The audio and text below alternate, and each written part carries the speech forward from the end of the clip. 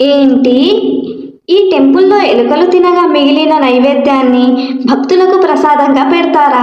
అవును, మీరు విన్నది నిజమే. కరణీమాత టెంపుల్ ఇది రాజస్థాన్లో ఉంది. ఈ టెంపుల్లో కొన్ని వేల ఎలుకలు ఉన్నాయి. వాటిలో తెలుపు రంగు కలిగిన ఎలుకలు కూడా కొన్ని ఉన్నాయి. ఈ ఎలుకలు అన్నీ కరణీమాత పుత్రికలుగా అక్కడ ప్రజలు నమ్ముతారు. అందుకే అక్కడ ఎలుకలు పూజలు అందుకుంటాయి. ఈ టెంపుల్లో అడుగు పెట్టాలంటే చాలా జాగ్రత్తగా పెట్టాలి. అక్కడ ఎలుకలకి కాళ్ళు తగలకుండా పెట్టాలి.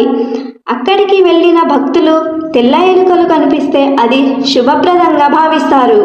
మరియు అక్కడ మొదటగా నైవేద్యాన్ని ఎలుకలకు సమర్పించి తర్వాత భక్తులకు నైవేద్యంగా పెడతారు.